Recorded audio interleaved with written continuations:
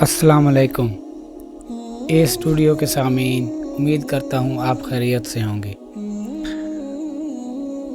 شب برات میں تین کام کرنے کا حکم۔ ہم سیلیبریٹ اگر ہم یوم مزدور، یوم تکبیر اور یوم پاکستان مناتے ہیں تو محض ان کو کرنا ہی مقصد نہیں ہوتا، بلکہ وہ ایام ہمیں قربانیوں کی یاد دلاتے ہیں، اپنے مقاصد کو ہمیشہ ذہن میں زندہ رکھنے کے لیے مہمیز کا کردار ادا کرتے ہیں، بقا اور ترقی کے لیے اپنے کردار کو مزید نکھارنے کو دعوت دیتے ہیں۔ اس طرح اسلامی دنوں میں سے چند دنوں اور راتوں کو بھی اس لیے فضیلت دی ہے کہ یہ دن اور راتیں دوسرے دن اور راتوں سے منفرد مقام رکھتے ہیں۔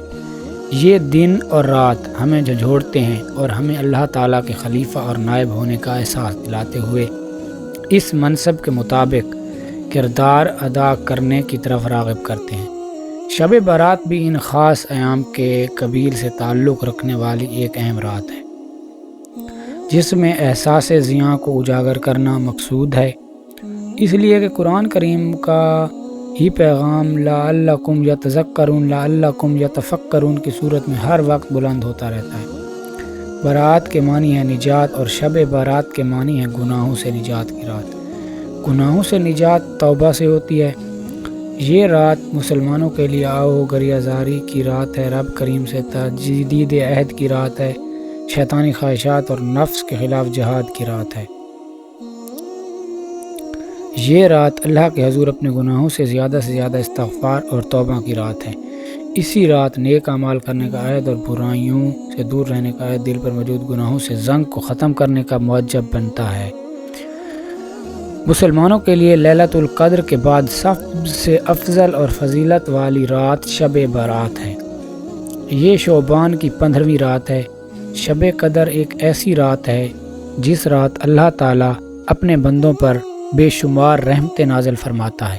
اس رات جو کوئی انسان سچے دل کے ساتھ جو بھی اللہ تعالیٰ سے دعا کرتا ہے تو اللہ تعالیٰ اس کی دعا کو فوراً قبول فرماتا ہے۔ یہ بے حد برکتوں والی رات ہے۔ اس رات اللہ تعالیٰ ہر انسان کی دعا خود قریب ہو کر سنتا ہے اور اس کو قبول فرماتا ہے۔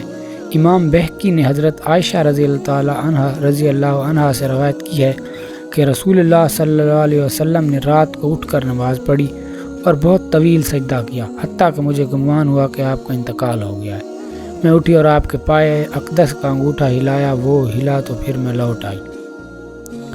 جب آپ نے سجدہ سے سر اٹھایا اور نماز تمام کی تو فرمایا، اے عائشہ، اے حمیر، کیا تم کو یہ گمان ہو گیا تھا کہ نبی صلی اللہ علیہ وسلم نے تم سے زیادتی کی ہے؟ عرض کیا، نہیں خدا کی قسم یا رسول اللہ صلی اللہ علیہ وسلم، لیکن آپ کے طویل سجدہ نے مجھے وفات کے خوف میں مبتلا کر دیا تھا۔ فرمایا، کیا تم جانتی ہو کہ یہ کون سی رات ہے؟ عرض کیا، اے اللہ اور اس کا رسول زیادہ جانتا ہے۔ فرمایا، 15ویں شعبان کی رات ہے۔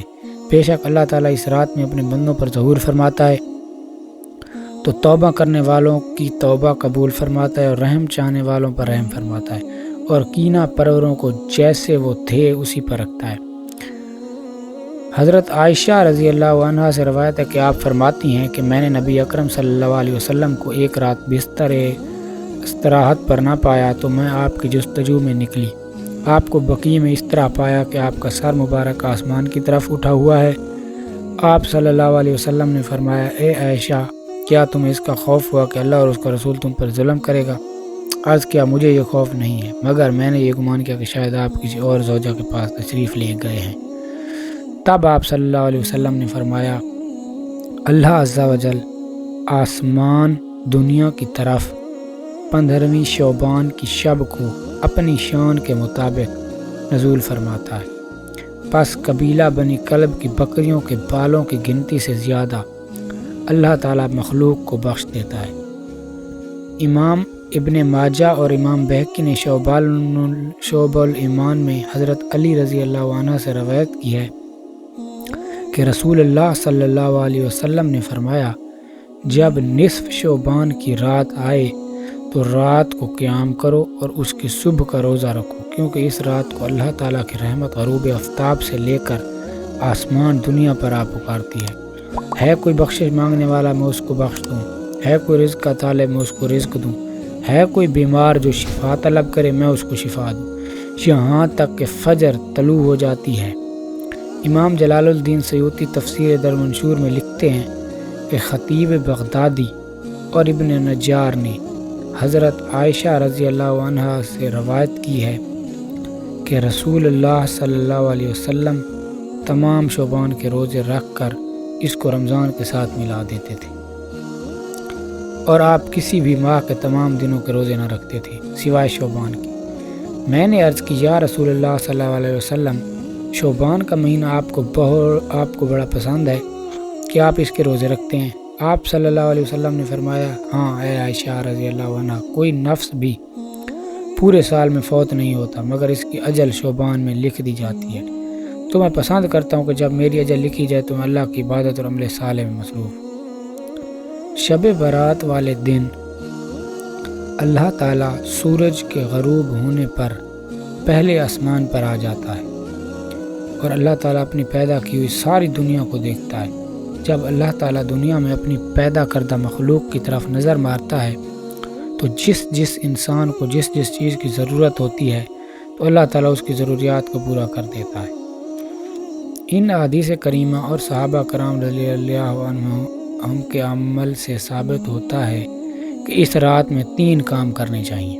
نمبر 1، شب برات کی رات قبرستان ضرور جانا چاہیے، لیکن یاد رہے کہ نبی کریم صلی اللہ علیہ وسلم سے ساری حیات مبارکہ میں صرف 1 مرتبہ شب برات میں جنت البقیع جانا ثابت ہے۔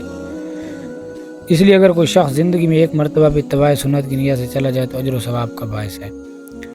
اس رات میں نوافل، تلاوت، ذکر و اذکار کا اہتمام کرنا، اس بارے میں یہ واضح۔ نمبر 2، رب رہے کہ نفل ایک ایسی عبادت ہے جس میں تنہائی مطلوب ہے، یہ خلوت کی عبادت ہے، اس کے ذریعے انسان اللہ کا قرب حاصل کرتا ہے، لہذا نوافل وغیرہ تنہائی میں اپنے گھر میں ادا کر کے اس موقع کو غنیمت جانے۔